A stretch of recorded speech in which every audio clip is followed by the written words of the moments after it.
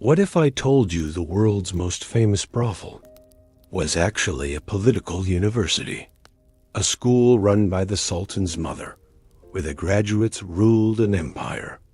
The image of the harem, filled with sensual delights and passive beauties, is a lie. The truth is far more fascinating and far more brutal. Tonight, we'll step behind the veil.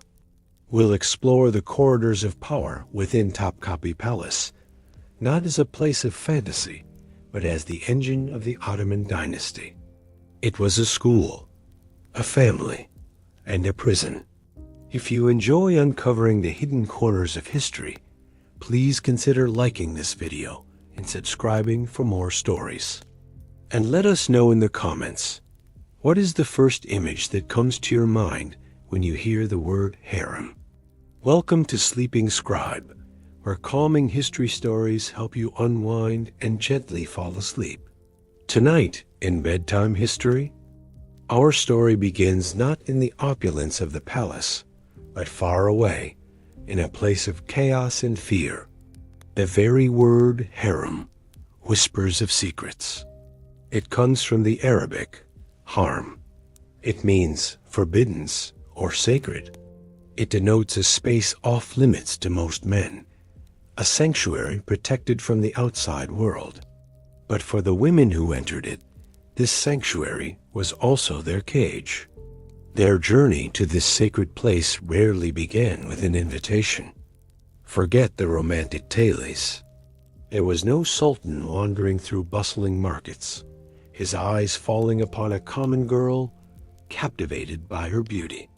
The reality was far more organized and far more ruthless. The Ottoman harem was a machine, and it required a constant supply of new parts. For centuries, this supply came from the jagged frontiers of the empire. From the mountainous lands of the Caucasus, a region famed for its beautiful people, from the green hills of Georgia, and from the vast plains of Slavic Europe. These were not Ottoman subjects. They were outsiders, captured and claimed. The primary method of acquisition was violent. Slave raids conducted by fearsome horsemen like the Crimean Tatars would sweep through a village like a storm. In the chaos of fire and steel, a young girl's life would be severed in an instant. Her family, her home, her name, all stolen. She was now property. Other times, the acquisition was a matter of statecraft.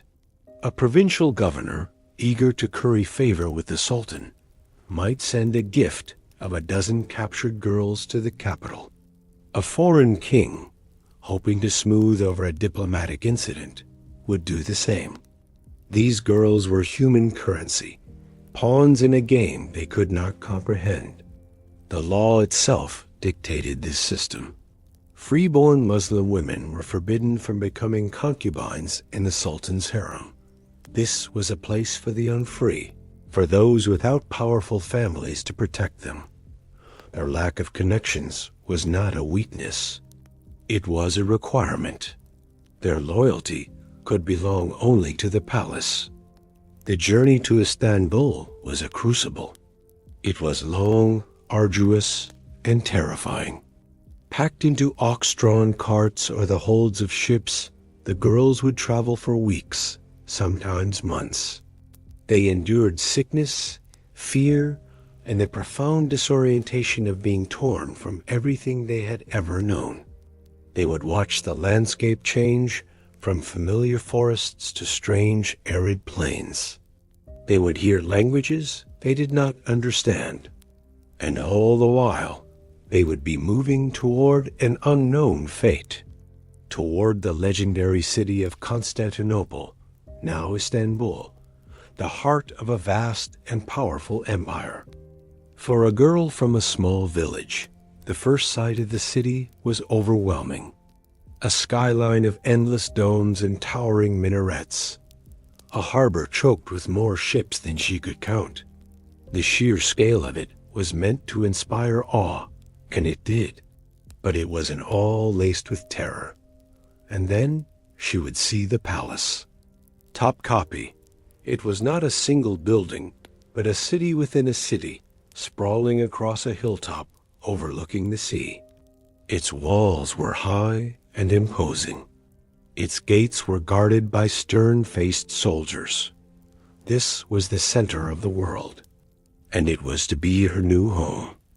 Upon passing through the gates, the journey was not over. The new arrivals, known as Kari or novices, were herded into a courtyard.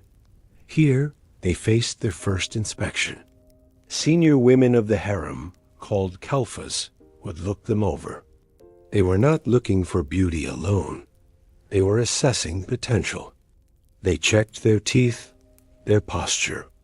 They looked for signs of intelligence in their eyes, a spark of resilience. Was this girl healthy? Was she clever? Could she be taught? These were the questions that mattered. Presiding over this entire process was one of the most powerful men in the entire empire. He was not a general, nor a minister. He was the chief black eunuch, the Kisler Akosk. His authority within these walls was second only to the Sultan and his mother. His gaze was the one that sealed their fate. He was the ultimate gatekeeper. With a subtle nod or a dismissive wave, he could assign a girl to a life of menial labor or select her for the intensive training that might one day lead to the Sultan's bed. For those chosen, the transformation began immediately. The rough clothes of their past life were taken away. They were bathed, scrubbed clean of the long journey's grime. Their old identities were washed away with the dirt. The first act of assimilation was religious. Each girl was required to convert to Islam. She was taught the basic tenets of the faith, the prayers she would now recite 5 times a day. Her old beliefs were to be forgotten. Then came the new name. Her birth name, the one her mother had given her, was erased. In its place, she received a new one, a poetic name in Persian. She might become Gulbahar, the spring rose, or Mapikar, the moon-faced, or Nergis, the daffodil. These names were beautiful.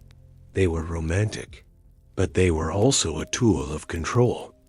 They reinforced the idea that her old self was gone. She was now a flower in the Sultan's garden, beautiful and belonging entirely to him. This initial process was a shock to the system, a calculated breaking down of the individual to be rebuilt as a member of a collective. The girl's personal history was rendered meaningless. Her future was a blank page, waiting to be written upon by the rules of the harem. She was now surrounded by hundreds of other girls, all in the same state of bewildered obedience. They came from a dozen different lands and spoke a dozen different languages. Their only common bond was their shared captivity. They learned quickly that they were at the very bottom of a steep and treacherous mountain. They were the newest, the most ignorant, the least powerful. Every woman they saw, from the older girls to the commanding kalfas, was superior to them. The shock of arrival was profound. The scale of the palace, the number of people, the sheer opulence of the chambers. It was beyond anything they could have imagined. But this awe was always tinged with apprehension. They were living in a gilded cage, and the door had just been locked behind them. Their past was gone. Their future was utterly uncertain. The only way forward was to learn, to adapt, and to survive. From this moment of disorienting arrival, the path led not to a chamber of leisure, but to a classroom. The sorting was over. The real work was about to begin. The imperial harem was, above all else, a school, an elite academy hidden from the world. Its purpose was not merely to house the Sultan's concubines. Its purpose was to manufacture the perfect imperial woman. A girl who entered this school was raw material. She was uneducated, foreign, and uncultured in the ways of the court. The harem's educational system was designed to polish this raw stone into a flawless gem worthy of the royal household. The curriculum was as rigorous as any military academy. The first and most essential subject was language. Every girl had to master Ottoman Turkish, the complex language of the court and government. Without it, she could not understand commands, let alone engage in the witty conversation that might catch a sultan's ear. Alongside language came religion. Having converted to Islam, the girls were now tutored in its principles. They learned to read the Quran, its elegant Arabic script, a beautiful but difficult puzzle. They memorized key passages and studied basic theology. Piety was an essential trait for any member of the imperial family. But their education went far beyond the practical and the pious. It was also deeply immersed in the arts. The harem was a conservatory of high culture, and its women were expected to be accomplished artists. They were taught to compose poetry, a highly valued skill in Ottoman society. They learned the delicate art of calligraphy, turning words into works of art with reed pens and ink. Their hands, which may have once worked fields, were trained for the finest embroidery, creating intricate patterns on silk and velvet. Music was everywhere. The melancholic notes of the oud, a pear-shaped lute, or the resonant tones of the tambour, a long-necked string instrument, would drift through the courtyards. The girls learned to play these instruments, to sing the classical songs of the court, and to appreciate the complex musical traditions of their new home. And of course, they were taught to dance. This was not the wild, frenetic dancing of a village festival. It was a refined and graceful art form with precise movements and subtle expressions. It was a performance designed to enchant, to entertain, and to display one's grace. Perhaps the most important subject, however, was not taught from a book. It was the mastery of etiquette. Ottoman court life was governed by an incredibly complex system of ceremony and protocol. A misplaced word, a clumsy bow, or a glance held for a moment too long could be a disastrous mistake. The girls learned how to walk, how to speak, how to serve a drink. They learned how to defer to their superiors, a category which included almost everyone. They learned the precise way to address each person, from the lowest-ranking eunuch to the sultan's mother. This was the language of power, and fluency was mandatory. This entire educational enterprise was managed by a corps of expert women. Senior ladies of the harem, the kalfas and Eustace, served as teachers, governesses, and mentors. These were women who had spent their entire lives in the palace. They knew its rules intimately. An Eusta was a master of a particular skill, a maestra of music or calligraphy. A kalfa was more of a general supervisor, a manager who oversaw the daily life and discipline of a group of girls. They were the matriarchs of this strange, extended family. Their authority was absolute.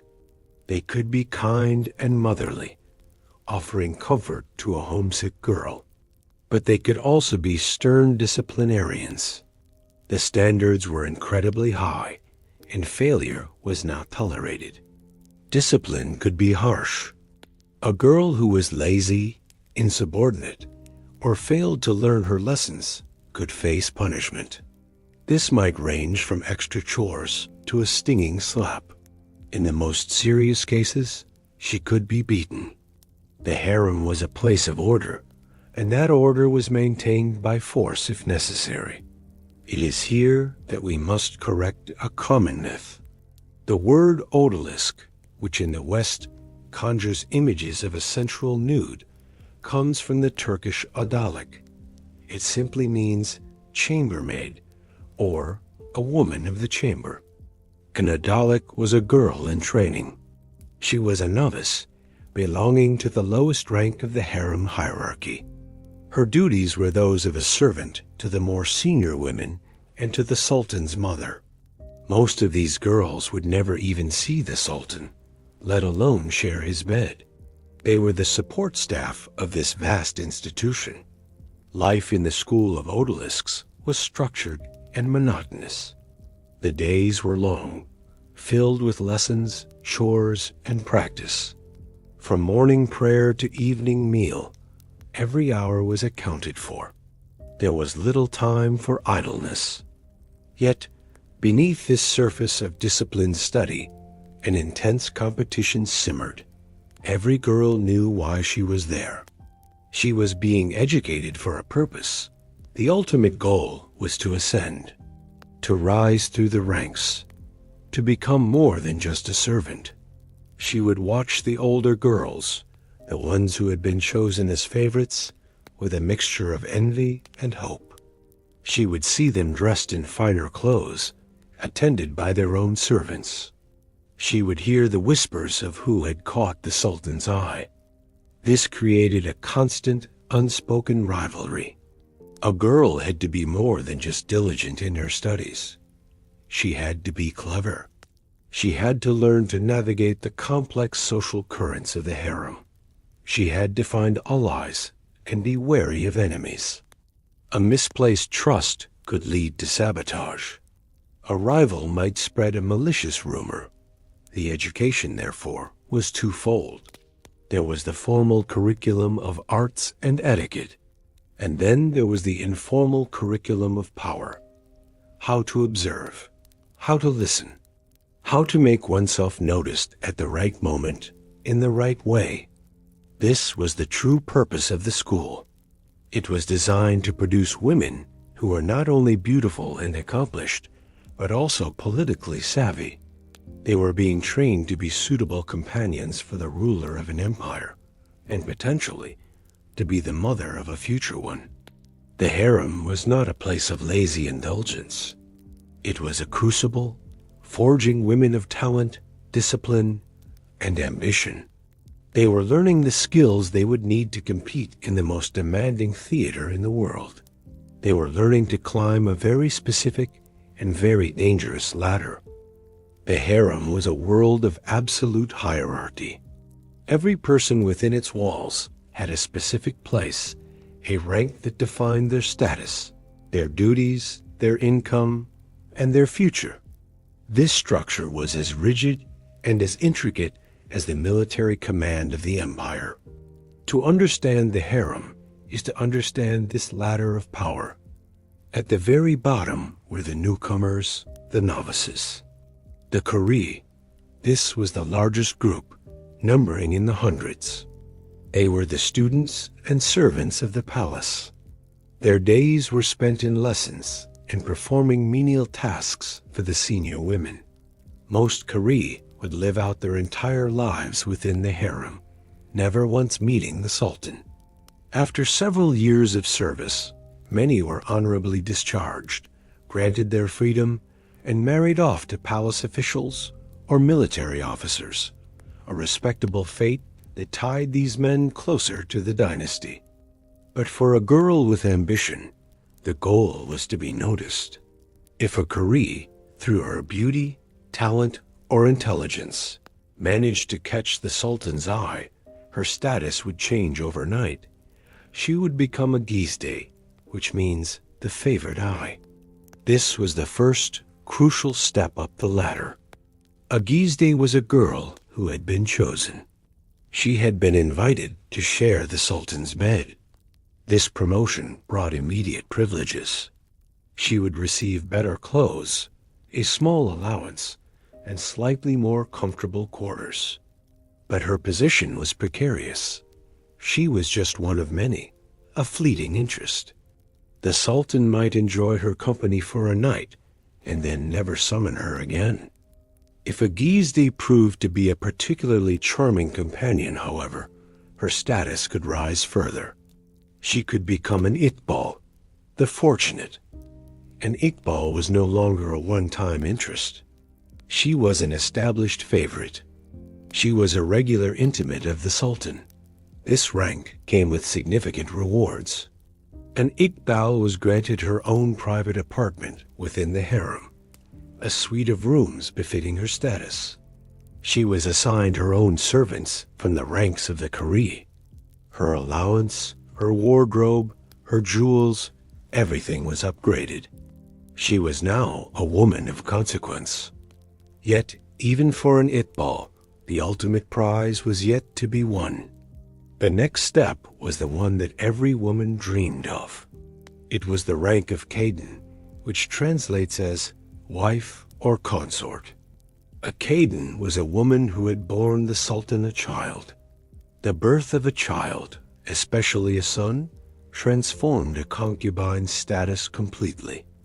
According to Islamic tradition, a sultan could have up to 4 principal consorts, the Khaden Effendis. Later, this number expanded to as many as 8. These women were, for all intents and purposes, the sultan's wives. They were the matriarchs of the next generation. A Khaden was a power center in her own right.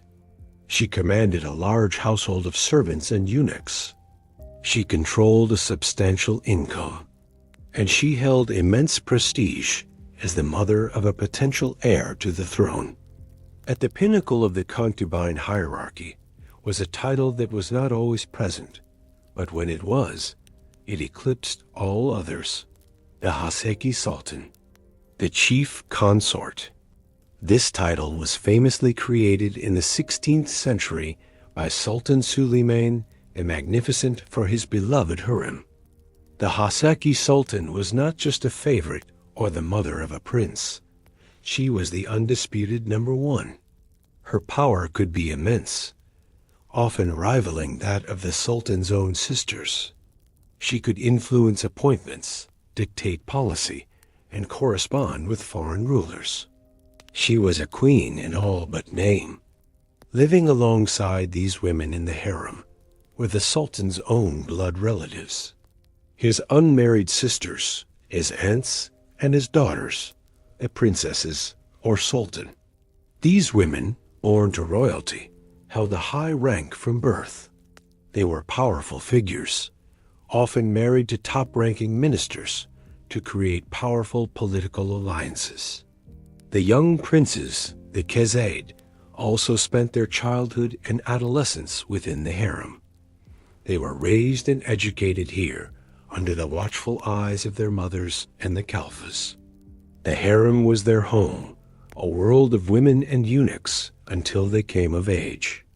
But above all these ranks, above the novices, the favorites, the consorts, and even the mighty Haski, stood one figure of supreme authority. She was the undisputed ruler of the harem. She was the valid sultan, the queen mother. The valid sultan was the mother of the reigning sultan. Upon her son's accession to the throne, she was ceremoniously brought to Topkapi Palace, where she assumed control over the entire imperial harem. Her power was staggering. She managed the institution, controlling its vast budget and personnel. She was the ultimate matriarch, resolving disputes and maintaining discipline among the hundreds of women. But her influence stretched far beyond the harem walls. As the Sultan's mother, she was his closest and most trusted advisor. She had his ear in a way no minister ever could. During the era known as the Sultanate of Women, the valid sultan would effectively rule the empire, making decisions of state from behind the scenes. She was, quite simply, one of the most powerful people in the world. This intricate hierarchy was the framework of life. It dictated who you bowed to, who you took orders from, and what your aspirations could be. It was a system that channeled ambition, turning the personal desires of hundreds of women into a stable, predictable structure. It was a world of rigid order, where every woman knew her place, and every ambitious woman knew the exact path she needed to take to reach the top.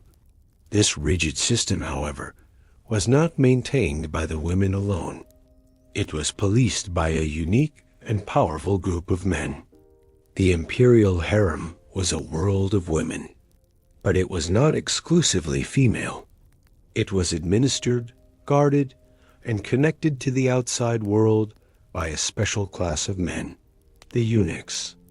They were the guardians of this forbidden space, and in many ways, its true managers. The use of eunuchs as palace servants and guards was an ancient practice, but the Ottomans perfected it into a complex institution. They were essential. In a world where any child born within the harem could potentially claim a drop of royal blood, the guards and administrators had to be men who could never father a child of their own. They were sourced from outside the empire, just like the women. They were enslaved boys, captured in war, or purchased in distant lands. Their origins defined their roles within the palace. There were two distinct groups, the white eunuchs and the black eunuchs. The white eunuchs were typically sourced from the Caucasus regions, like Circassia or Georgia, or from the Balkans. They served primarily in the Enderun, the outer palace school where the empire's Christian boys were trained to become its top administrators and generals. The head of their order, Bekapi Yakasi, was once the chief administrator of the entire palace. Over time, however, the power of the white eunuchs waned. It was the black eunuchs who came to dominate the inner sanctum of power. Sourced from Africa, particularly from the regions of the Nile Valley in Sudan and Ethiopia, they were the exclusive guardians of the Sultan's private world. The black eunuchs were the ones who guarded the harem of the Sultan and his family. They were the vital link between the sequestered women and the world of men. They delivered messages, procured goods, and managed the logistics of this massive household.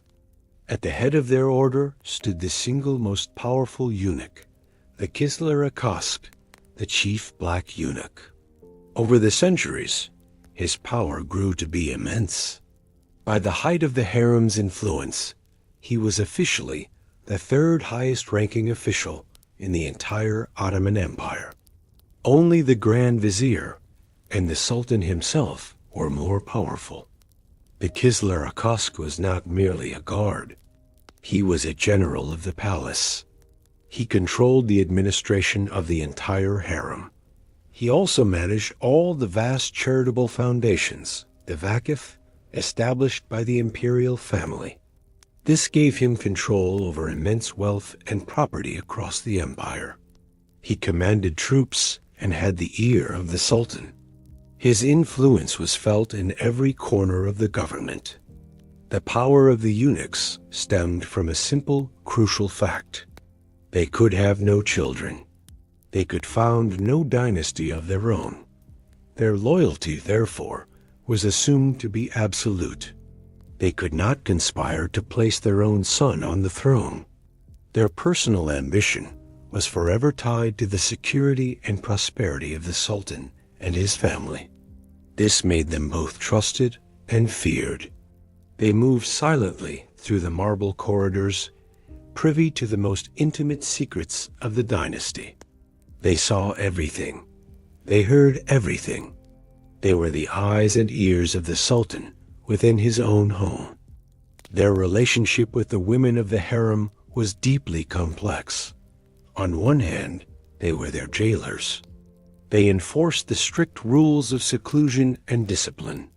But on the other hand, they were their closest male companions and their most crucial allies. A eunuch was often a woman's primary confidant. He was her messenger to the outside world, her protector within the palace, and her co-conspirator in the endless game of politics. Powerful women, like a Khaden or the Valid Sultan, would form deep and lasting alliances with powerful eunuchs. The Valid Sultan and the Kisler Akask often worked as a team, a formidable partnership that could control the government. The mother would influence her son, the sultan, while the eunuch would manage the palace bureaucracy and execute their plans. Together, they could make or break grand viziers. For a young Kari, a friendly relationship with even a low-ranking eunuch could be a lifeline. He could pass a message, bring her a small gift, or whisper a word in her favor to a senior Khalfa. These small acts could make all the difference. Life for the eunuchs was one of profound contradiction. They wielded enormous power, yet they were enslaved. They were privy to the greatest intimacy, yet they could never experience it for themselves. They were men living in a world of women, forever outsiders in the family they were sworn to protect. They were the silent guardians of secrets, the shadowy figures who made the entire system function. With the structure of the harem now clear, the women, their education, the ranks they fought for, and the unique men who guarded them, we can begin to see how this gilded cage was not a place of leisure, but a machine designed for the creation of power. As we close our eyes, we leave the young women to their studies and their ambitions. In this gilded cage, who do you think held the true power? The Sultan in his throne room, or his mother in the shadowed halls of the harem? Let us know your thoughts as we drift deeper into this hidden world. Covered subchapters: Hook, Immersive Topic Setup and Value Proposition CTA, Channel Intro, Smooth Transition. 1.1, The Path to the Palace. 1.2, The School of Odalisks. 1.3, The Ranks of the Gilded Cage. 1.4, The Guardians of Secrets, The Eunuchs. End of part engagement point. We return to the silent, perfumed halls of the Topkapi Palace. The young women of the harem have completed their education. They are now polished gems, fluent in poetry, music, and the unspoken language of power. But their training was only a preparation. The true contest is about to begin. The goal is no longer to learn, but to win. To catch the eye of the one man who holds the key to their future. The Sultan. The moment a girl passed from novice to potential companion was never left to chance. It was a carefully managed process, orchestrated by the true masters of the harem, the senior women. The popular image of a sultan wandering his gardens, dropping a silk handkerchief before a girl who catches his fancy, is a romantic European invention. The reality was far more strategic. A girl's greatest allies in this endeavor were her superiors. A sharp-eyed Khalfa, or even the mighty Valid Sultan herself, would take notice of a particularly promising young woman. They looked for a rare combination of qualities, not just physical beauty, but also wit, charm, and a quick intelligence. A girl who could hold a captivating conversation was worth more than one with a merely beautiful face. When such a girl was identified, she would be subtly groomed for presentation. She might be given a prominent role during an evening's entertainment, perhaps to play the oud or recite a poem. It was an audition, a chance to shine before the Sultan in a controlled environment. If the Sultan's interest was piqued, he would not make a grand public gesture.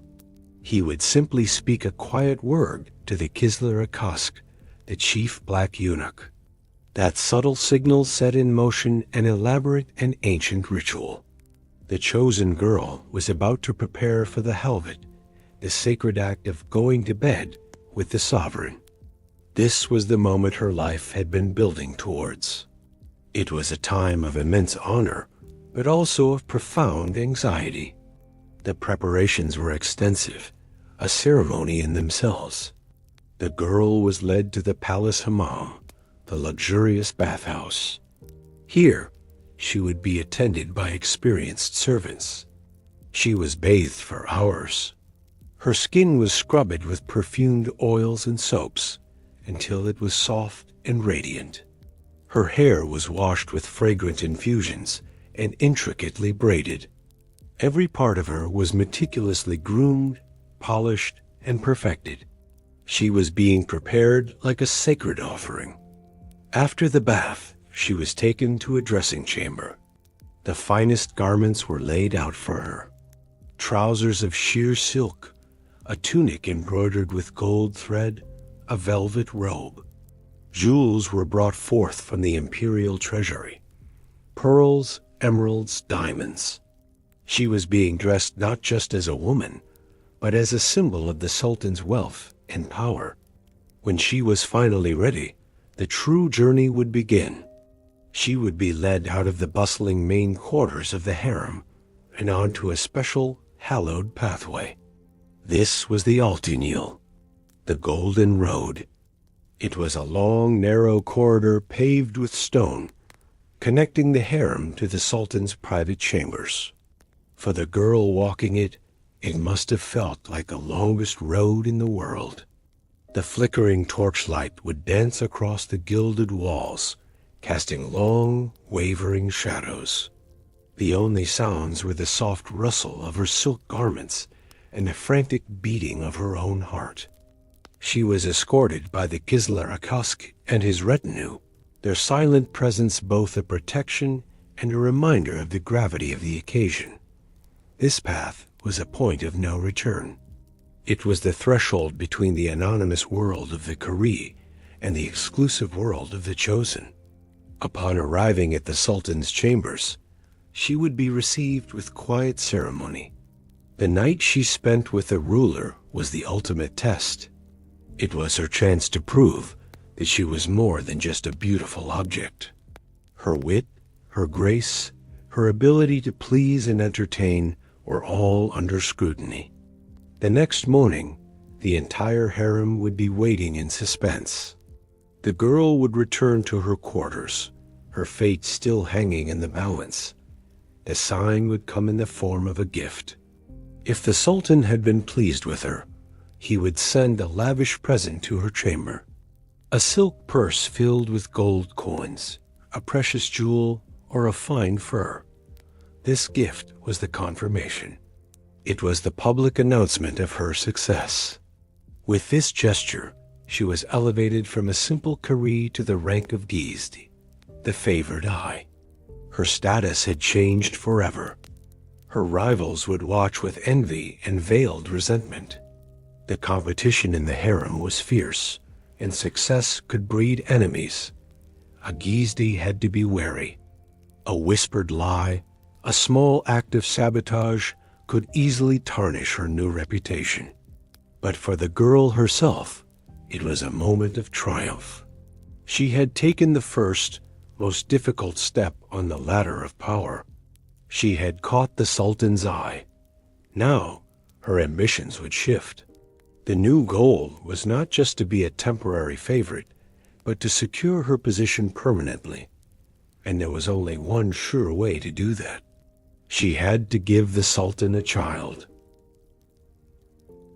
For a woman in the Ottoman Harem, pregnancy was the ultimate victory.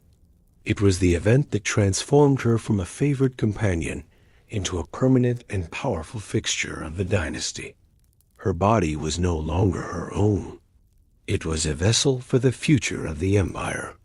From the moment her pregnancy was confirmed, her life changed dramatically. Her health and safety became a matter of state importance. She was moved to a more luxurious suite of rooms. A team of physicians, midwives, and servants was assigned to her, their sole focus being her well-being. Her diet was carefully monitored. She was given the best foods, prepared to strengthen her and the child she carried. She was protected from any potential harm, shielded from the jealousies and rivalries that festered in the harem's common areas. This period of waiting was a time of immense privilege, but also of deep-seated fear. The risk of miscarriage was ever present, and the woman knew that her newfound status depended entirely on a successful birth. She also knew that her rivals The other women who vied for the Sultan's favor would see her as a threat. The birth itself was a major event, attended by the most senior women of the palace, including the Valid Sultan. The air in the birthing chamber would be thick with prayers, incense, and the anxious whispers of the attendants. If the child born was a daughter, a sultan, it was a cause for celebration. A princess was a valuable political asset. She would one day be married to a powerful grand vizier or a provincial governor, cementing his loyalty to the throne. The mother of a princess gained significant prestige and a permanent place in the imperial family. But if the child was a son, a Khazade, the celebration was on an entirely different scale. The birth of a prince was a momentous occasion for the entire empire. Cannons would be fired from the walls of Topkapi, their booms echoing across the city of Istanbul. Public festivals were declared, with food and money distributed to the poor. The empire celebrated the continuation of the Ottoman line. For the mother, this moment was the culmination of all her hopes. She was no longer an Iqbal, a fortunate favorite. She was now a Khaden, or, in special cases, a Haseki Sultan. She had become one of the principal consorts of the Sultan. She was now the head of her own household within the harem. She commanded a large retinue of servants and eunuchs. She controlled her own substantial income, or bashmaklik, often derived from the tax revenues of a specific province. She had become a power broker in her own right. Her son was a potential heir to the most powerful throne in the world. This gave her an influence that no other achievement could match. She was now a key player in the grand drama of dynastic succession. However, this triumph brought with it a new and terrible shadow. The Ottoman system of succession was not based on primogeniture, where the eldest son automatically inherits. In theory, any son of the Sultan was an equally valid heir to the throne. This principle was a double-edged sword. It meant that even the son of a low-ranking concubine could become sultan. But it also meant that every prince was a rival to all his half-brothers. The mothers of these princes were thus locked in a desperate, all-or-nothing competition. There could only be one winner. When the reigning sultan died, one of his sons would take the throne. The mothers of the other sons would not only see their ambitions dashed, they would face the very real prospect of their children's deaths. The harem, a place of shared education and companionship, became a chessboard of deadly maternal ambition. Each Khaden dedicated her life to promoting her own son, to ensuring he was well-educated, popular with the army, and favored by powerful ministers. She gathered allies, spied on her rivals, and prayed for her son's survival. The birth of a prince was a moment of unparalleled joy and triumph, but it was also the beginning of a long and terrifying struggle.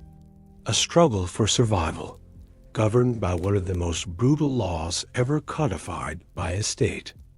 To preserve the empire, the Ottoman dynasty embraced a practice of calculated, state-sanctioned murder. It was known as the law of fratricide, the killing of one's own brothers. It stands as one of the most chilling and pragmatic aspects of Ottoman rule. This was not a tradition born of simple cruelty. It was a solution to a deadly problem that had plagued the early years of the empire: civil war. In the centuries before, when a sultan died, his sons would often retreat to different provinces, raise armies, and fight each other for the throne. These wars of succession could last for years, tearing the empire apart and leaving it vulnerable to its enemies. The Sultan Mehmed II, the man who conquered Constantinople, decided to put an end to this chaos. He formalized the practice in his official law code, his Kanun. The decree was chillingly direct. "For the welfare of the state," it read, "the one of my sons to whom God grants the sultanate may lawfully execute his brothers." The law transformed the moment of a sultan's death into a terrifying race. As the old ruler lay dying in the palace, messengers would be secretly dispatched. The princes, who often served as governors in the provinces, would receive the news. The race was on. The first son to reach Istanbul, secure the treasury, and be acclaimed by the army and the senior ministers in the capital was the new sultan. His first official act, before he could even feel secure on his throne, was to eliminate all his rivals. He would issue the order. A group of imperial guards, often the palace's deaf-mute executioners, would be sent to find his brothers. They might be grown men governing their own provinces, or young boys still living within the harem, playing in its courtyards. Their age did not matter. Their royal blood was their death sentence. The method of execution was prescribed by tradition. To spill royal blood was considered a terrible omen. Therefore, the princes were not killed with a sword or a dagger. They were strangled quietly and efficiently with a silken bowstring. It was a bloodless death, a final grim courtesy afforded to a member of the dynasty. This law cast a permanent shadow of paranoia over the imperial family. The life of every prince was lived on a knife's edge. He knew that his own brothers were his deadliest enemies.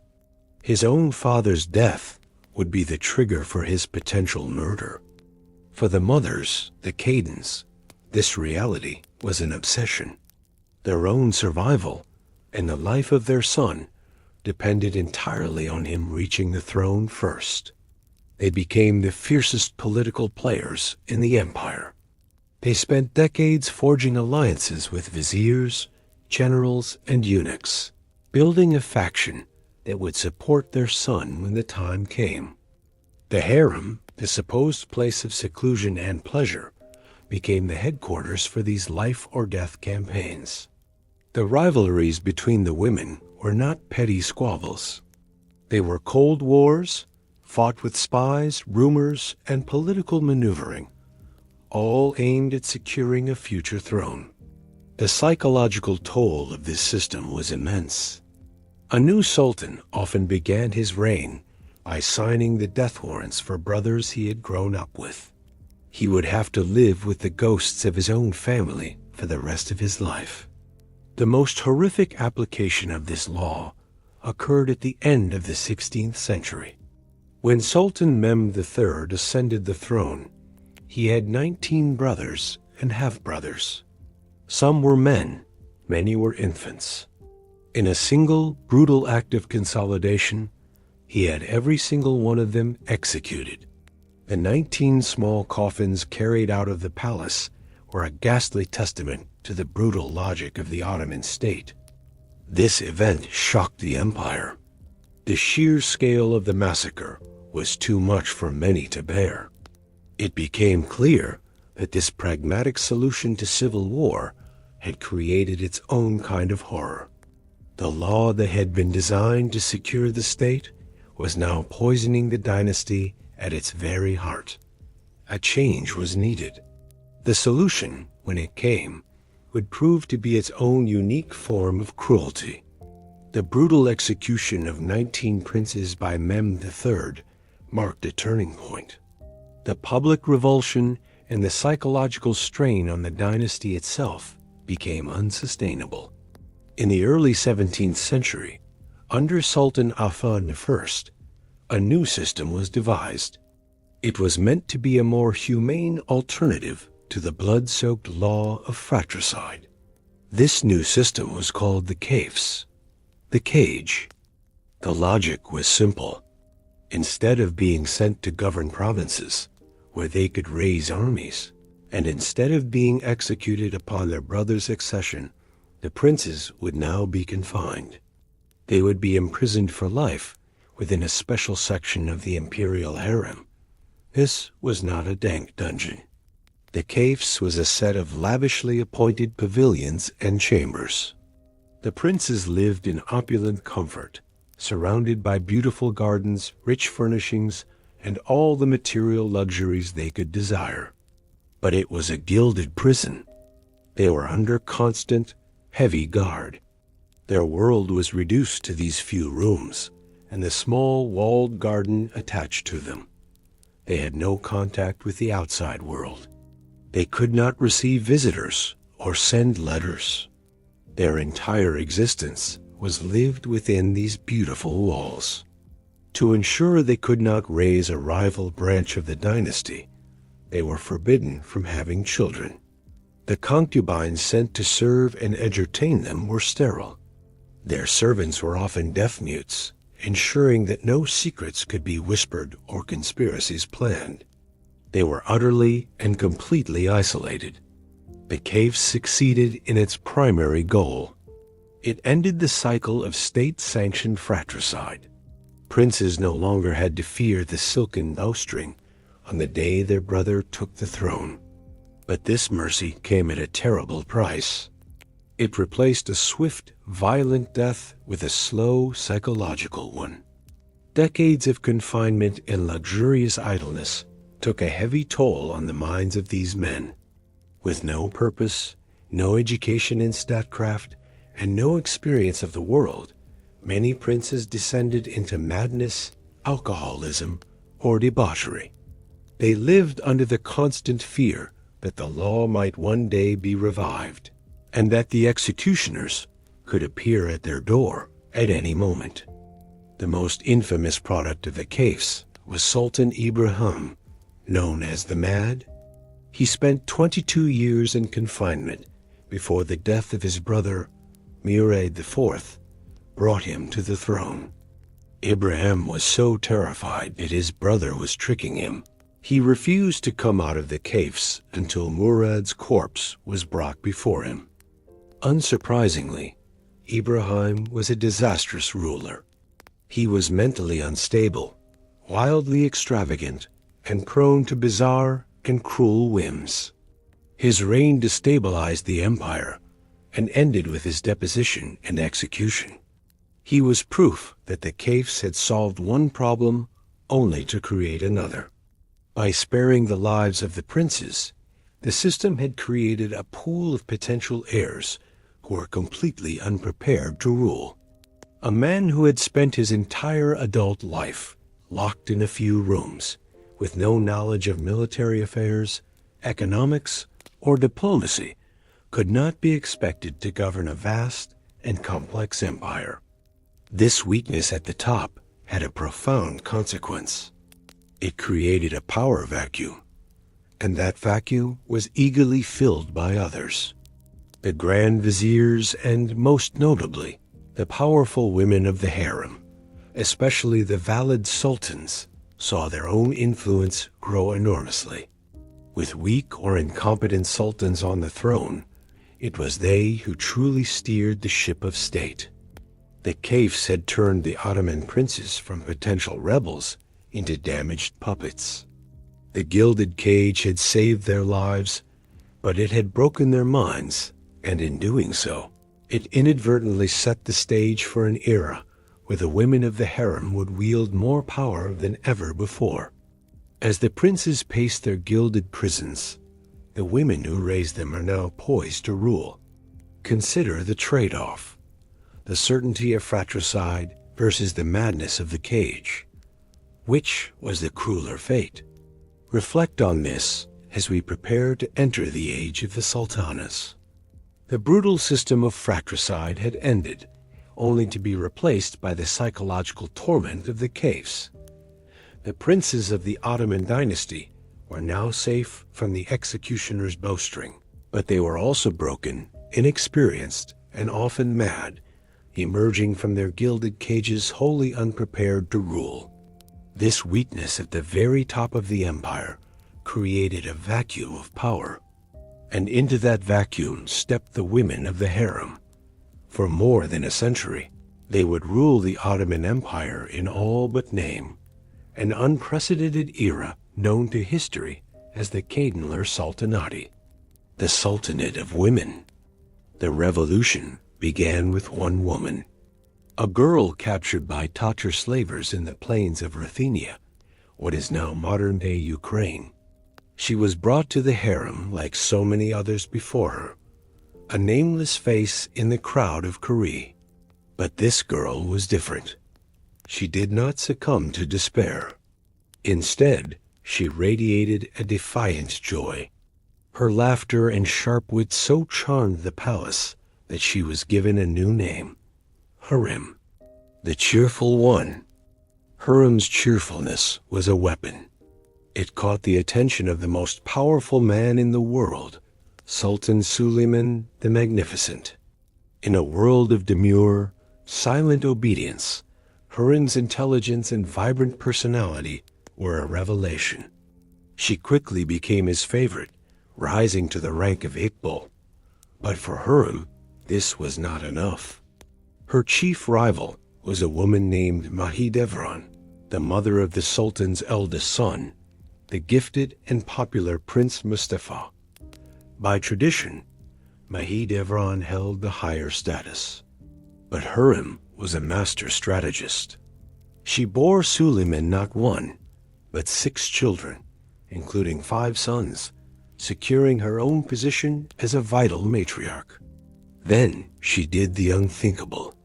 For centuries, an Ottoman sultan did not formally marry his concubines. It was an unwritten rule designed to keep the ruler elevated above any single consort. Harem convinced Suleiman to shatter this tradition. He freed her from slavery, and then, in a stunning public ceremony, he made her his legal wife. This act sent shockwaves through the court. An enslaved woman was now the legitimate wife of the Sultan. To cement her new status, Suleiman created a new title just for her, Hasaki Sultan, or Chief Consort. Harem was now the most powerful woman in the empire, second only to the Sultan's own mother. From this position of unprecedented power, Harem began to consolidate her influence. She understood that proximity was power. The main harem was still housed in the old palace, a separate complex some distance away. In a brilliant political move, Harem claimed that a fire had damaged her quarters, and used it as a pretext to move herself, and eventually the entire harem, into the Topkapi Palace itself. For the first time, the harem was located at the very heart of government, right next to the chambers of the Imperial Council. Harem could now monitor the politics of the empire firsthand. She became Suleiman's closest political advisor. She corresponded directly with foreign kings, her letters filled with elegant diplomacy. Her final goal was to secure the throne for one of her own sons. This meant eliminating her rival's child, Prince Mustafa. Over many years, Harem and her allies, including the Grand Vizier Rustam Pasha, subtly poisoned Suleiman's mind against his eldest son. They convinced the aging sultan that Mustafa was plotting to overthrow him with the help of the army. Tragically, Suleiman believed them. He summoned Mustafa to his tent during a military campaign, and as the prince entered, he was seized and strangled. The death of the popular prince caused unrest, but Harem's goal was achieved. The path was now clear for her own son, the far less capable Selim, to one day inherit the throne. Harem was more than just a political schemer. She was also a great builder. She commissioned a massive charitable complex in Istanbul, the Hasaki Sultan Complex, which included a mosque, a soup kitchen, a school, and a hospital, serving the city's poor. It was a way to display both her piety and her immense power. Harem Sultan was a true revolutionary. She had entered the harem as a slave and remade it in her own image. She transformed the role of a sultan's consort from a passive companion into an active political partner. She had created the blueprint. The women who came after her would take the power she had pioneered and elevate it to heights she could never have imagined. If Harem Sultan wrote the blueprint for female power, then Qasim Sultan built the palace. For nearly half a century, she was the dominant political figure in the Ottoman Empire, a woman whose career was so long and so influential that she is considered by many to be the most powerful woman in Ottoman history. Like Harem, she came from outside the empire, a girl of Greek origin who became the favorite consort of Sultan Ahmed I. She was beautiful, but it was her supreme political intelligence that set her apart.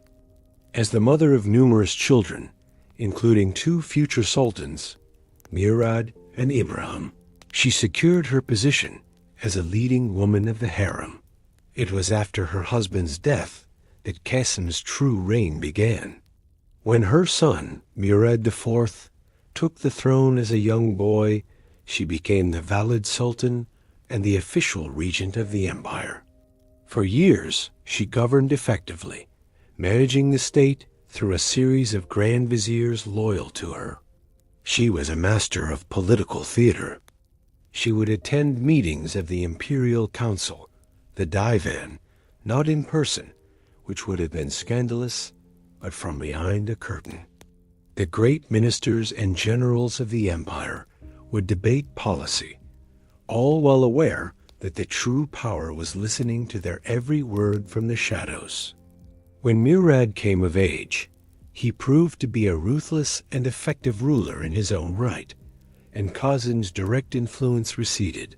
But when he died without an heir, the throne passed to her other son, Ibrahim, the prince who had spent 2 decades in the caves and was now known as the Mad. With an unstable and incompetent sultan on the throne, Qasim's power surged once more. She was the one who managed the government, trying to contain the damage of her son's erratic behavior. But Ibrahim's reign became so disastrous that he was eventually deposed and executed by his own ministers. This could have been the end of Qasim's career. The throne now passed to her grandson, Mehmed IV, the son of Ibrahim. The boy's mother, a woman named Turhan Sultan, was the rightful new valid sultan. But Qasim was not ready to relinquish power. In a move of staggering audacity, she sidelined the young Turhan and had herself declared regent for a second time. This was completely unprecedented. A grandmother had never served as regent. To formalize her unique position, she took on a new title, Grand Valid. For several more years, Qasim ruled the empire. She was known for her extensive charity work, freeing slaves and funding orphanages. But she was also known for her almost unimaginable wealth and her absolute ruthlessness in dispatching political rivals. She had held on to power for decades, through the reigns of her husband, 2 sons, and now her grandson. She seemed invincible. But in sidelining her daughter-in-law, the young and ambitious Turhan Sultan, Qasim had made a fatal error. She had created an enemy within the very walls of the palace, an enemy who was learning the game of power from its greatest master. The stage was set for a final deadly confrontation. The harem was not big enough for 2 queens.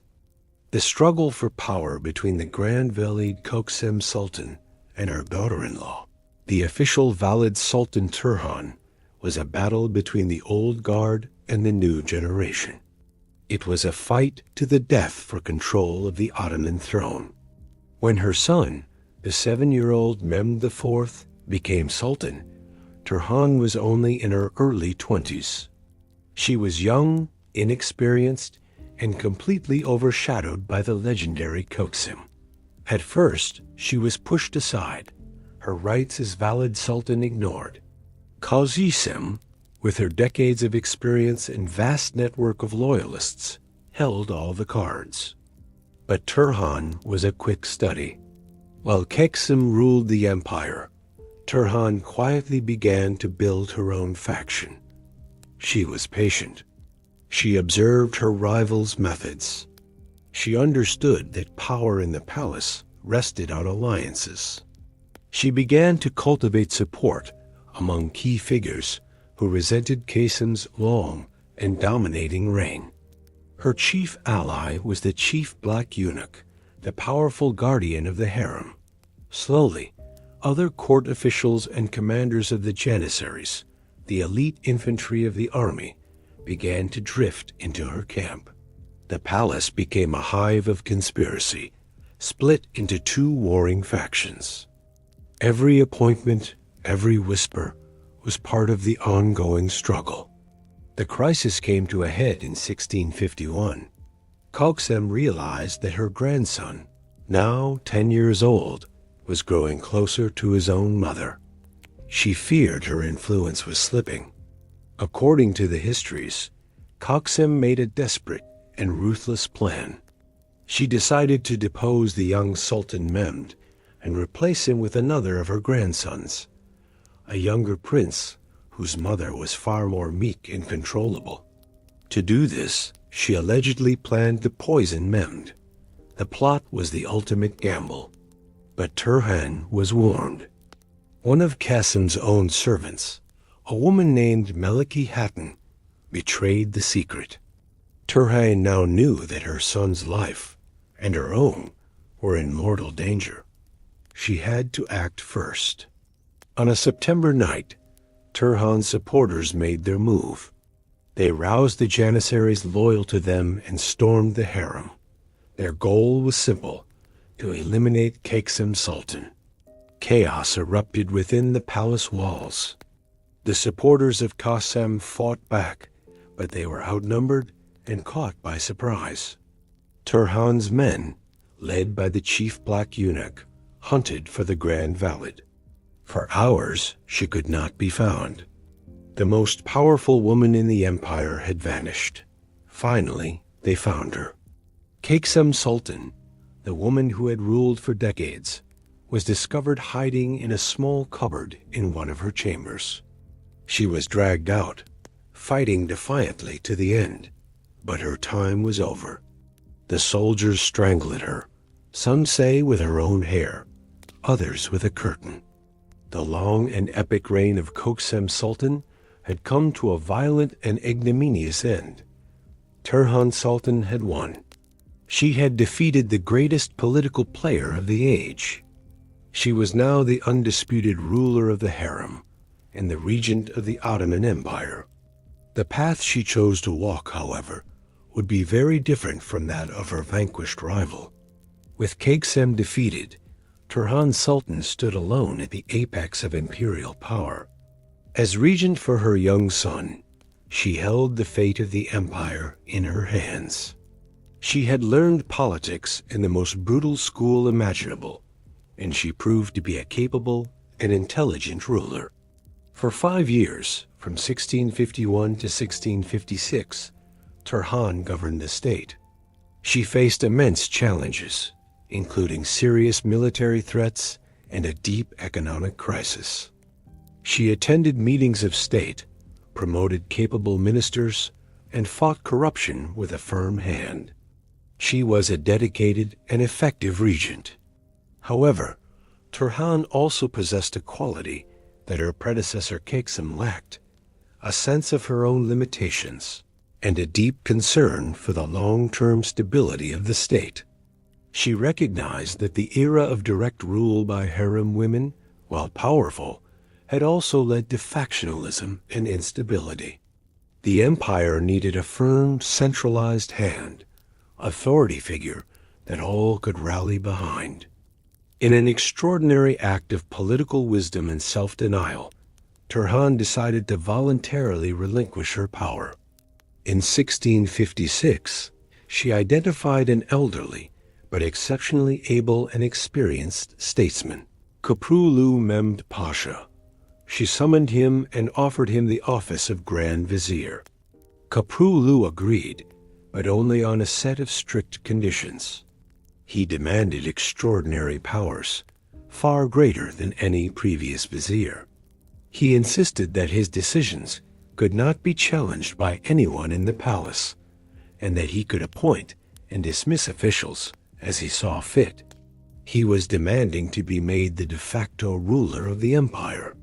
Turhan Sultan agreed to all his terms.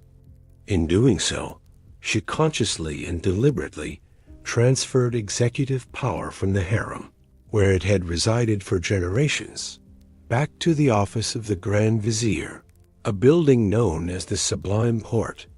It was a momentous decision that would shape the future of the empire.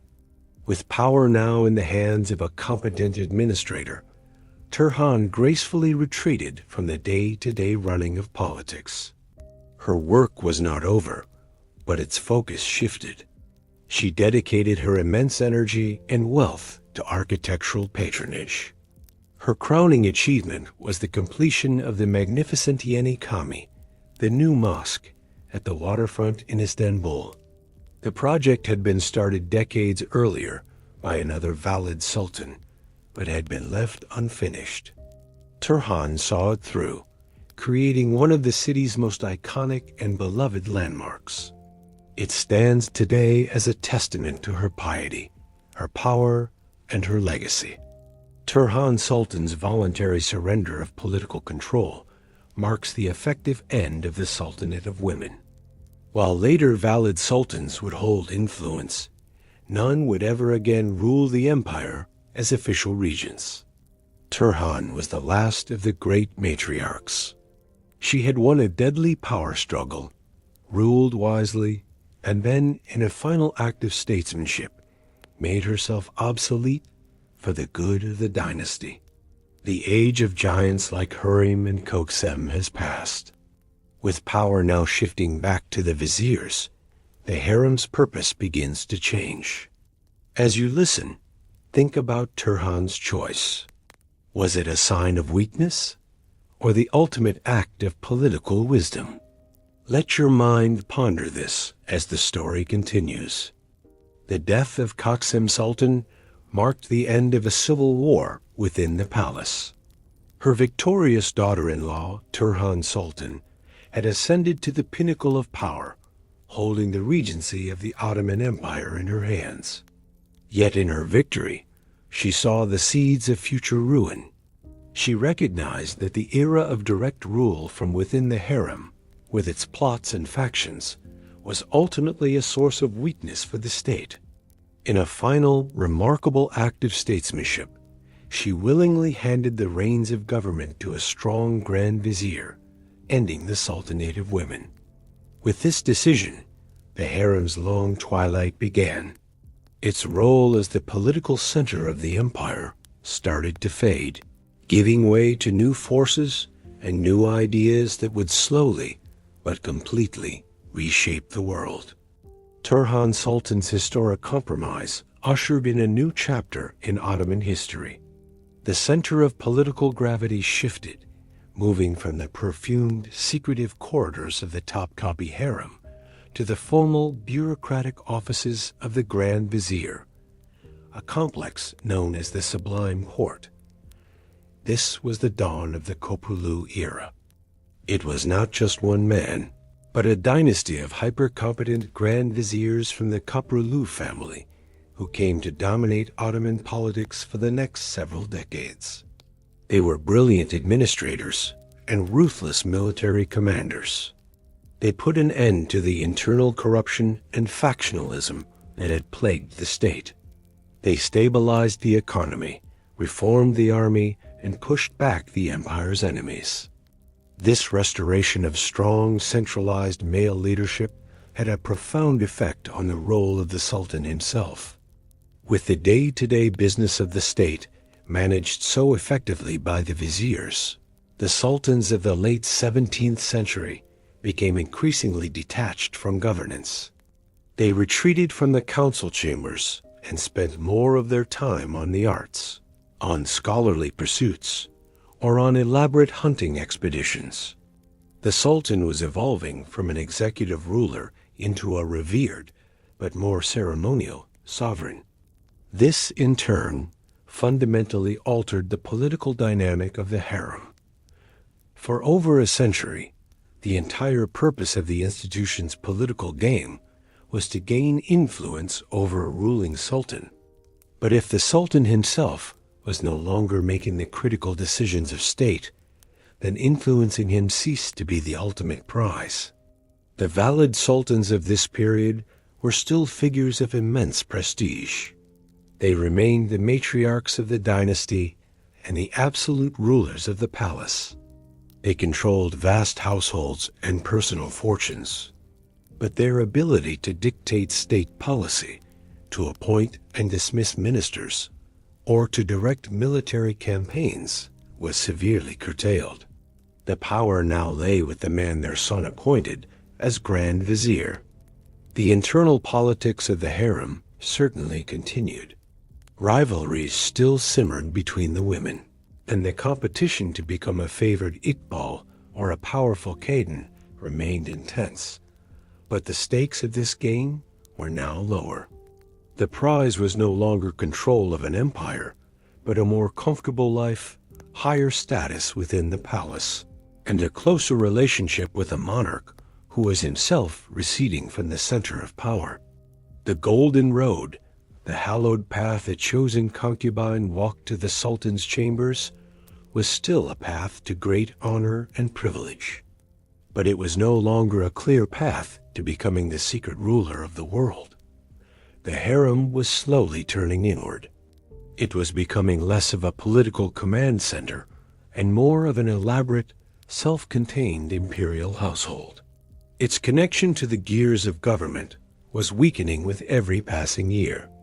The institution that had produced titans like Harem and Qasim was becoming more insular, more focused on its own traditions and ceremonies. As the external challenges facing the Ottoman Empire grew more complex, the harem was becoming a beautiful and intricate relic, a world unto itself, drifting away from the currents of history. Its relevance was fading, not in a sudden collapse, but in a slow, quiet, inexorable retreat from the heart of power. As the 18th century dawned, the Ottoman Empire entered a brief and dazzling era of peace and cultural flowering. With the political world stabilized by the powerful viziers, the court of Sultan Ahmed III turned its attention away from military conquest and toward the pursuit of beauty and pleasure. This unique period, lasting from roughly 1718 to 1730, is known to history as the Lail Divri, the Tulip period. It was an age of unprecedented artistic expression and consumer culture. The tulip, a flower long cherished by the Turks, became a symbol of this new ethos. An absolute craze for the flower swept the capital. Rare and exotic bulbs were bought and sold for astronomical prices. Entire gardens were designed to showcase thousands of varieties in breathtaking displays. The imperial harem was the epicenter of this cultural explosion. The Sultan and his court hosted legendary garden parties that lasted deep into the night. Hundreds of lanterns and mirrors were hung from the trees. Tortoises with candles secured to their shells wandered through the flower beds, creating a magical, moving constellation of lights on the ground. During this time, the Ottoman elite began to embrace Western European styles with an enthusiasm never seen before.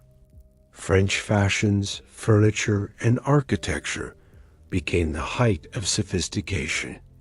The stern, imposing lines of traditional Ottoman buildings gave way to the playful, ornate curves of the Baroque style.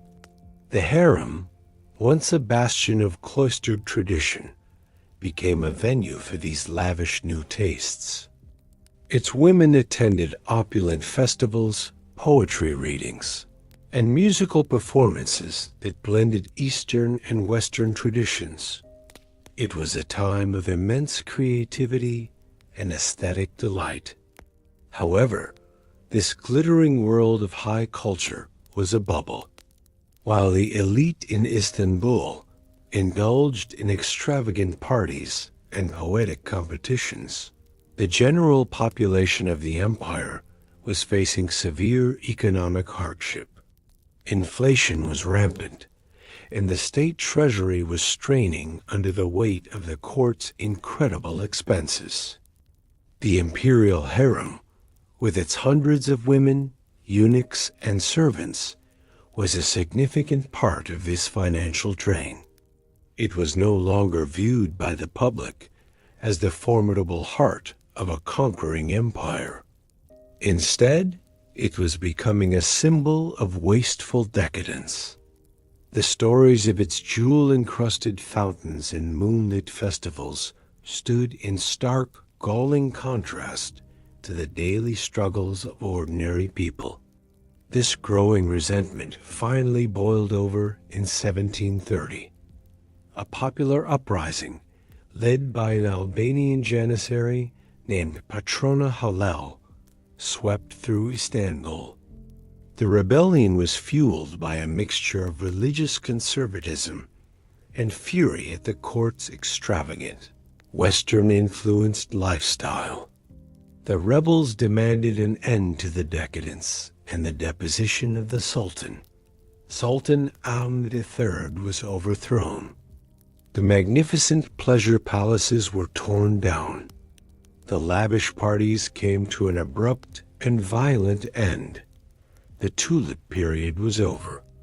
The rebellion was a harsh reminder that the harem's fate was tied to public perception. Its transformation from a center of power to a center of culture had made it vulnerable. Its lavish lifestyle, once a symbol of imperial might, now appeared to be a sign of corruption and decay. The harem had survived the revolt, but its reputation was tarnished. The ground was being prepared for even more profound changes, as the pressures of a modernizing world became impossible to ignore. The 19th century was a time of existential crisis for the Ottoman Empire. Once the most feared and powerful state in the world, it was now derisively labeled the sick man of Europe.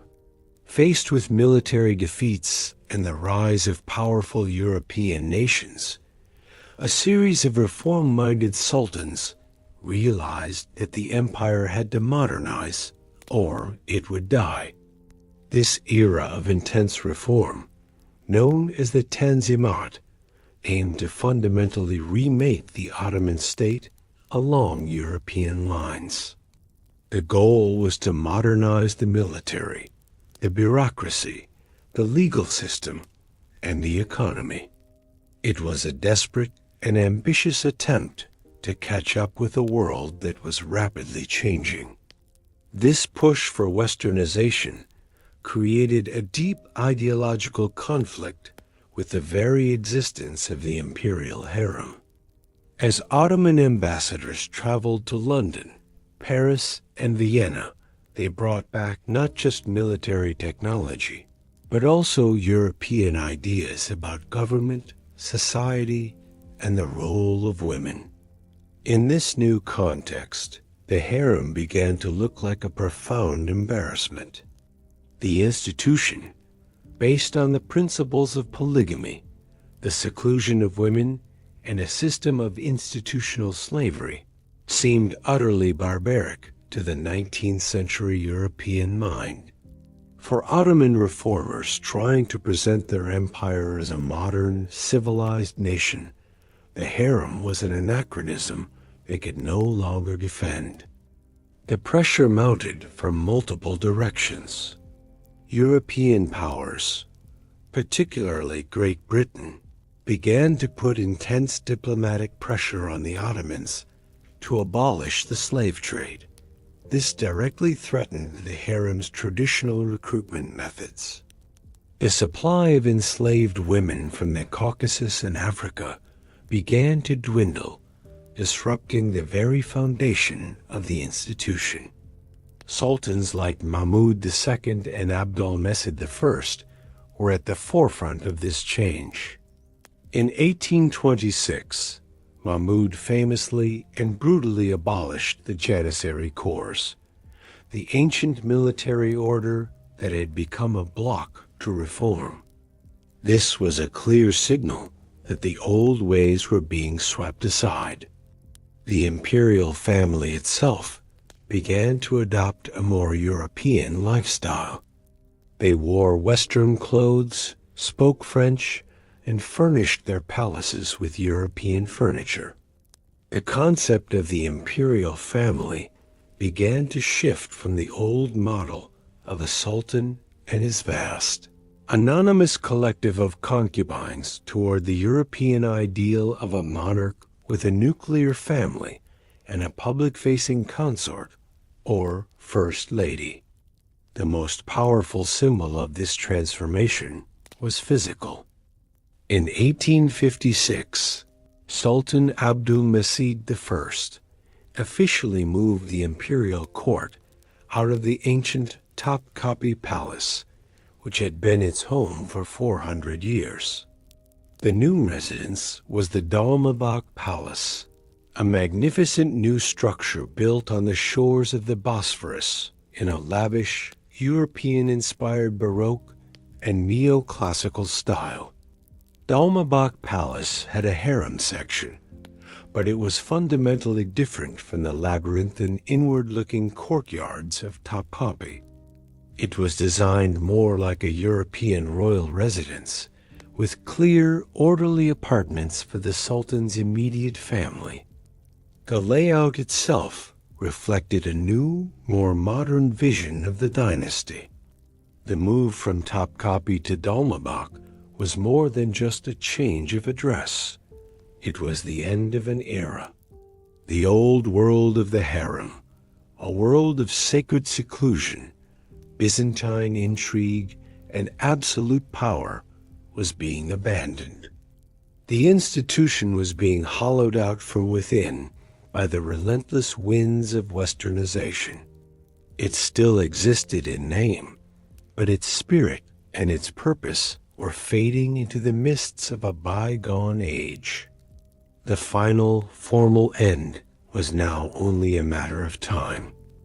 The final decades of the Ottoman Empire saw the imperial harem fade into its final, melancholic chapter. The last truly powerful sultan, Abdülmecid II, was a deeply paranoid and autocratic ruler who retreated to the heavily guarded Yildiz Palace. He used his harem in a more traditional style as a source of information and a tool to ensure personal loyalty, a brief throwback to an earlier age. But this was merely a pause in the inevitable decline. The true death knell for the old imperial system sounded in 1909. The Young Turk Revolution, a movement of modernizing nationalist army officers, deposed Abdülhamid and seized control of the state. The Sultan's power was broken for good. The monarch was now a constitutional figurehead with little real authority. In a move that shocked the conservative public, the new government officially opened the harem of Topkapi Palace as a museum. The sacred, forbidden space, which for centuries had been shielded from the eyes of all but a few, was now open to anyone who could buy a ticket. Its secrets were exposed to the public gaze, its mystique shattered forever. The final collapse came in the wake of the First World War. The Ottoman Empire, having sided with Germany, was on the losing side. The victorious Allies occupied and partitioned the empire. In 1922, the new nationalist government of Turkey, led by the revolutionary figure Mustafa Kemal Ataturk, made a final historic decision. They officially abolished the Ottoman Sultanate, ending over 600 years of imperial rule. The last sultan, Mehmed VI, was put on a British warship and sent into exile. With his departure, the imperial harem, as an institution, ceased to exist. Its function was gone. Its master was gone. The new, secular Turkish Republic had no use for this relic of the past. The government was faced with the strange administrative task of dismantling the imperial household.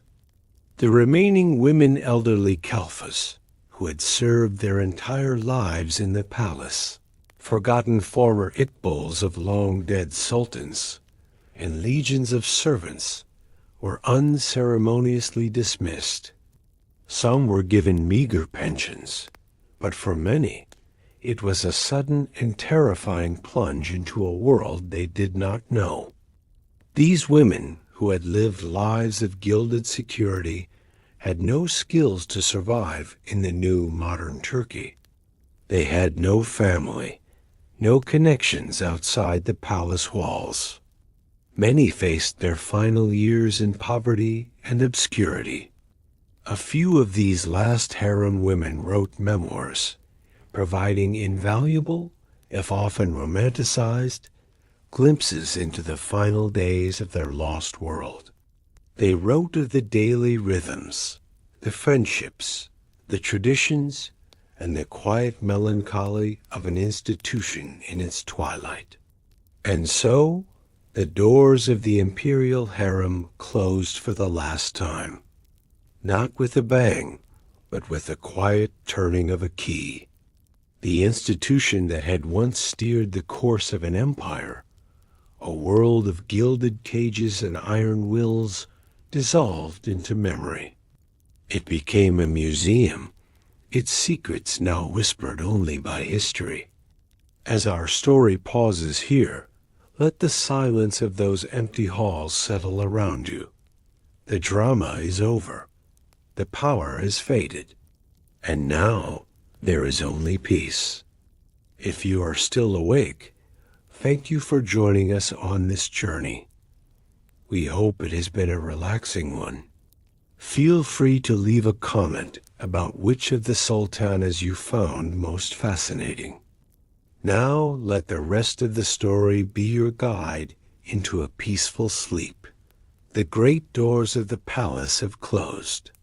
The echoes of power, of ambition, and of sorrow have faded into the quiet hum of history. The imperial harem, once a living, breathing heart of an empire, is now a museum, a place of stone and memory. But the story of the harem does not truly end with its dissolution. It lives on in two very different forms. As a potent fantasy in the Western imagination, and as a complex, often misunderstood, historical reality. As we settle into these final moments of our story, let us calmly explore this dual legacy, separating the myth from the truth, to find a deeper understanding of the lives lived within the gilded cage. For many, the word harem conjures a single powerful image. A vast marble hall veiled in smoke from bubbling hookahs. Sunlight streams through ornate screens, illuminating dust motes dancing in the air. On plush silken cushions, scores of women lie in states of languid boredom and sensual repose. They are scantily clad, their only purpose to await the pleasure of their master. This image is vivid. It is seductive. And it is almost entirely a lie. This fantasy is a powerful cultural artifact, one that tells us far more about the society that created it than the one it purports to depict. This vision was born in the imagination of 19th century Europe. It was a key product of a way of thinking known as Orientalism. This wasn't just a simple fascination with exotic lands. As European colonial power grew, it developed a need to understand and categorize the world it sought to control. Orientalism was a framework for doing so. It constructed a version of the Orient, a vast single entity stretching from North Africa to Japan. It was defined by its opposition to the West. The West saw itself as rational, democratic, scientific, and progressive. Therefore, the Orient was imagined as irrational, despotic, superstitious, and timelessly stagnant. The psychology behind this was profound. In an age of industrialization, with its rigid timetables and smog-filled cities, the Orient became a fantasy landscape for everything that European society was suppressing. It was a place to project desires for sensual freedom, for unaccountable power, and for a life of languid ease that was simply unavailable in the clock-bound world of London or Paris. In this framework, the harem became the ultimate symbol for everything the West believed the East to be. It was seen as the ultimate expression of despotism, a place where one man's pleasure dictated the lives of hundreds. It symbolized a supposed Eastern sensuality that was seen as both alluring and morally corrupt, and it represented a world where women were utterly powerless, the passive objects of male desire, which stood in stark contrast to the supposedly more enlightened and companionate marriages of Christian Europe. This fantasy was not just an idle daydream. It was a tool used to reinforce a sense of Western superiority. The painters of the era were the chief architects of this myth. They were masters of their craft, capable of creating breathtakingly realistic scenes. But this realism was a clever illusion. Take, for instance, the work of the French painter Jean-Léon Gérôme. His canvases are filled with intricate details that lend them an air of documentary truth. Yet, they are carefully constructed fictions. In his famous painting, The Snake Charmer, we see a young boy performing for a group of armed men in a grand, tiled hall. The famous blue tiles on the wall are painstakingly copied from the real tiles of the Topkapi Palace in Istanbul. But the scene is set in a fictional Cairo, and the men depicted are a mixture of ethnicities from across the Ottoman world. Gérôme has created a composite fantasy, a greatest hits of the Orient, that presents a world of child exploitation, danger, and idleness, all under a veneer of historical accuracy. The painting's ethnographic detail is a mask, making the fantasy appear as fact. The women in his paintings, such as the Moorish bath, are depicted in ways that would have been impossible. They are often fully nude, their bodies on display not for each other, but for the unseen European viewer of the painting. He creates a voyeuristic fantasy, inviting the observer into a space that was forbidden, and populating it with figures that conform to Western erotic ideals. These were not portraits of Ottoman women. They were European fantasies, projected onto an Eastern canvas. Perhaps no single artwork captures this better than La Grande Odalisque by Jean-Auguste Dominique Ingres. The painting is a technical marvel. Yet the subject, a concubine glancing back over her shoulder, is an anatomical impossibility. To achieve a more pleasing and sinuous line, Ingra has elongated her spine, giving her several extra vertebrae. She is literally inhuman, a creature sculpted by the artist's desire. She is surrounded by the props of the Orient, a peacock feather fan, a hookah pipe, fine silks rendered with exquisite tactile detail, but she is a fantasy. Her title uses the Turkish word adalik, meaning a mere chambermaid or novice, but rips it from its context and transforms it into a term synonymous with exotic sensuality. Even a painter like Eugene Delacroix, who did manage to gain brief access to a private Algerian residence, could not escape the lens of romanticism. His Women of Algiers in their apartment is different from the works of Jerome or Ingres. The mood is more intimate, more melancholic. The women are clothed. There is a sense of cloistered reality to the scene. And yet, it is still a romantic vision. The air is heavy, the light is hazy, and the women are portrayed as if in a dream, trapped in a timeless, listless state. He captures a sliver of this seclusion, but still interprets it as a kind of narcotic languor, missing the industry, hierarchy, and social complexity of the real household. This vision, so powerfully established by painters, was reinforced by popular literature. While the brilliant and insightful Lady Mary Wortley Montagu, wife of the British ambassador in the early 18th century, tried to present a more truthful picture, her words were often ignored. Lady Montagu actually gained access to the private spaces of elite Ottoman women. She described what she saw in her letters with wit and precision.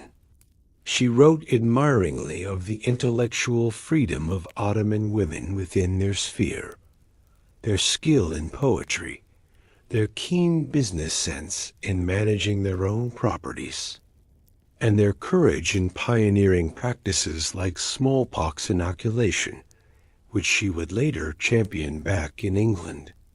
She described the Turkish bath, the hammam, as a vibrant, all-female social center, a place for news, for celebration, for family gatherings, a world away from the silent, eroticized space of the painter's imaginations.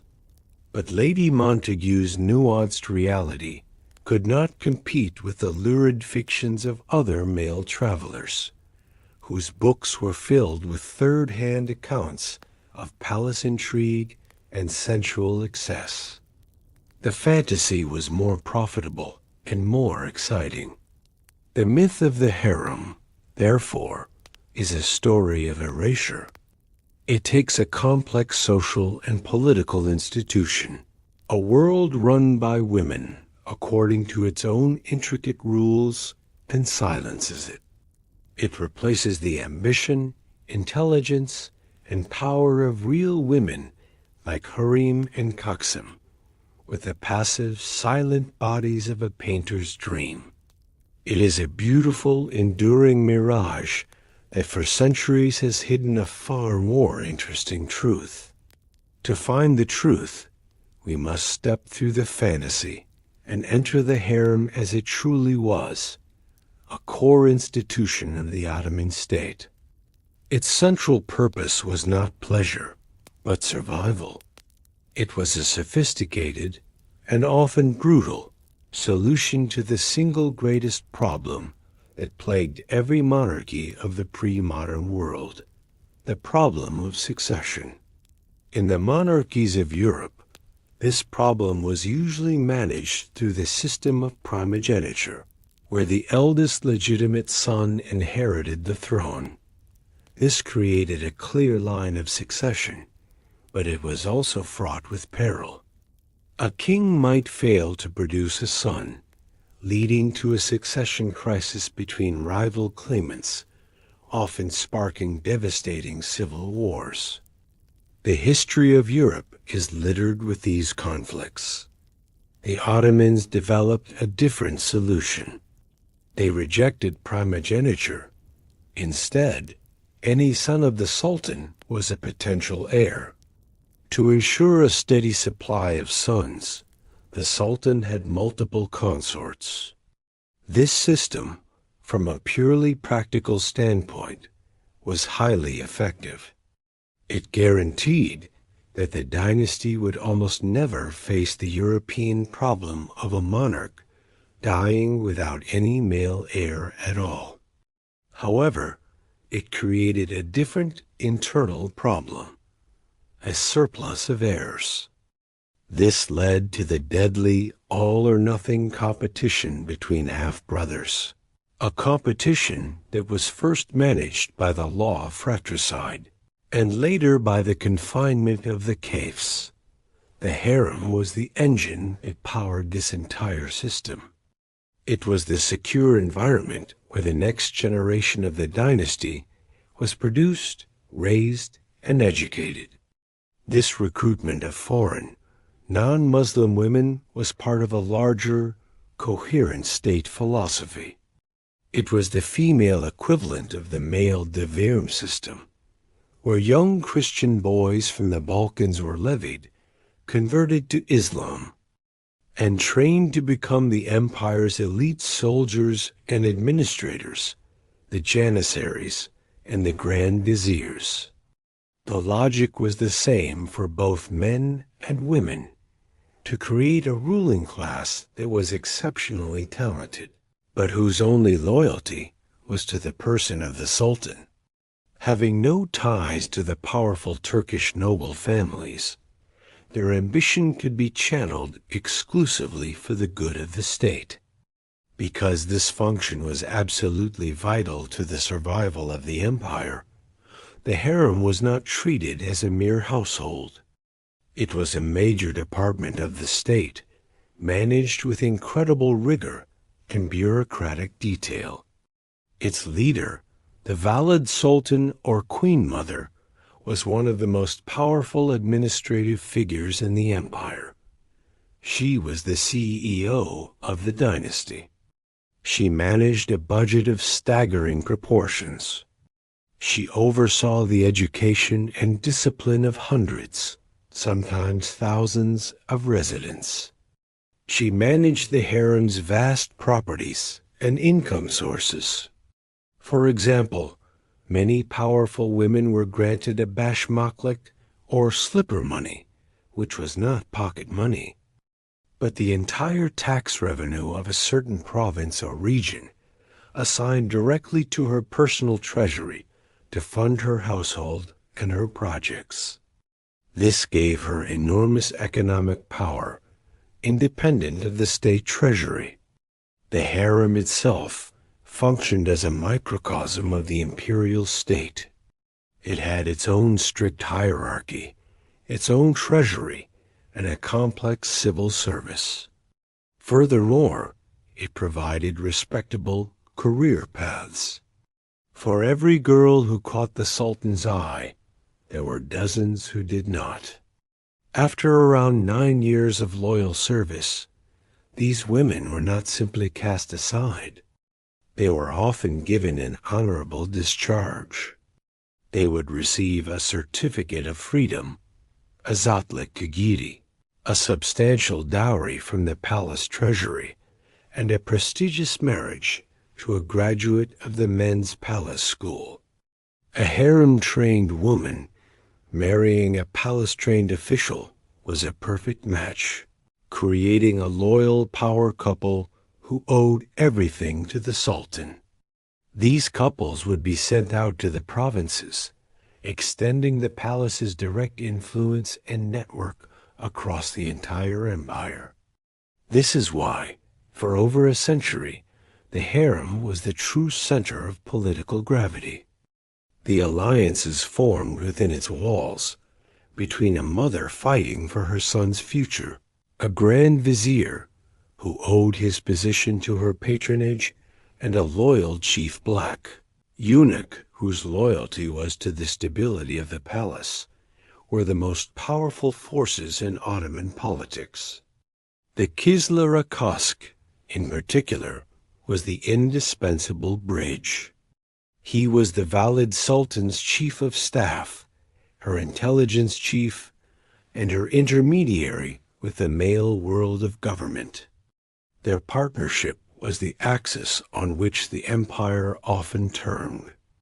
While the sultan was the public face of authority, the harem was the dynasty's permanent executive board. It provided continuity as sultans came and went. It was a matriarchal institution, a dynasty of mothers and sons, operating powerfully behind a patriarchal facade. This was the complex, political, and deeply serious reality that the Western fantasy completely ignored. Powerful harem women, including Harem, Nurbanu, Kopsim, and Turhan, used their immense wealth to become leading builders and philanthropists in Istanbul, leaving a lasting architectural legacy. This was largely facilitated by the Vakif system, a unique Islamic legal trust that allowed them to control their finances and fund massive public projects like mosques, hospitals, and soup kitchens. These permanent foundations, protected by religious law, provided a means for women to wield social and economic power outside male control and build legacies that would endure for centuries. Examples include Hurrem Sultan's Hasaki complex, Nurbanu Sultan's Attic Valid complex, Kaksam Sultan's Sinili Mosque, and Turhan Sultan's Yeni Kami and Spice Bazaar. These grand projects allowed harem women to publicly demonstrate their piety and power, ensuring their impact was undeniable and remembered. Our story has focused on the giants, the revolutionary Hurrem, the indomitable Keksem, the wise Turhan. But the harem was a world populated by thousands. For every sultana whose name is recorded in the annals of history, there were thousands of women whose lives were spent in the silent, anonymous corridors of the harem. Their names are lost to us. Their individual stories are unwritten. A final, quiet reflection on their existence is needed to understand the harem not just as an institution, but as a human space. Their lives were not a grand drama of high politics.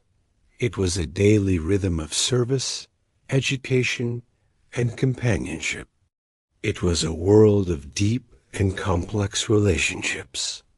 In this enclosed environment, where everyone was severed from their birth families, new, surrogate families were formed. Strong, surrogate family bonds were essential for survival and emotional well-being. A senior Kalfa, or stewardess, might act as a mentor and mother figure to a new group of novices, guiding them through their initial fear and homesickness, teaching them the intricate rules of their new world. Deep friendships were formed between girls who came from different corners of the world: a Circassian, a Georgian, a Ukrainian, a Greek, who found common ground in their shared experience. They would share stories of their former lives, learn each other's languages, and offer each other comfort and support in a world that was often overwhelming. These friendships were the true heart of the harem's social life. The palace was also a vibrant conservatory of the arts. It was a place where cultural skills were preserved and passed down with immense care. The long hours were filled with creative pursuits that were far more than just a hobby. For a woman practicing the oud or the timbre, music was a language for expressing emotions that could not otherwise be spoken. For a woman skilled in calligraphy, the act of forming perfect, elegant letters was a form of meditation, a creation of order and beauty. For those who worked on embroidery, stretching fine silk across a frame and stitching intricate floral patterns with gold and silver thread, it was a way to create lasting works of art, to leave a small, beautiful mark on the world. The central paradox of this life was the trade-off between absolute security and the complete lack of freedom. To our modern sensibilities, the lack of freedom is the most striking feature. A woman in the harem could not choose her own path. Her life was circumscribed by the palace walls and by the will of her superiors. This could undoubtedly lead to profound feelings of loneliness, helplessness, and despair. It was, in the final analysis, a beautiful prison. However, to fully grasp the choice, we must honestly assess the alternative. For a non-aristocratic woman in the 16th or 17th century, life outside the palace was unimaginably precarious. It was a life of grueling physical labor, of constant vulnerability to famine, war, and devastating plagues. There was no social safety net, no public education, no reliable medical care. It was a world of profound insecurity. Viewed from that perspective, the harem offered a different pact. It took away freedom, but in return, it provided a level of security and physical well-being that was unavailable to all but the luckiest few on the outside. It offered a warm bed, plentiful food, the best medical care, and a life free from the random violence of the outside world. For some women, this gilded security may have been a rational, even desirable, exchange for a freedom they never would have experienced anyway. The final end, when it came, was a quiet tragedy for these unknown women. The abolition of the Sultanate in 1922 was a political earthquake. For the last residents of the harem, it was a personal apocalypse. Elderly women who had known no other life since childhood were suddenly given a small pension and told to leave. They were thrust into the bustling, modern world of the new Turkish Republic, a world for which they had no skills. Memoirs from the period recount their confusion and hardship. They did not know how to use money, how to navigate a city, or how to cook for themselves. They were ladies of a lost world, their dignity and security erased overnight. Their quiet, lonely ends are a final, poignant chapter in the harem story.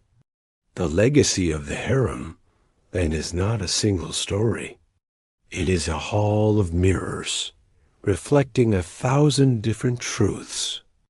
It was a political powerhouse and a lonely prison.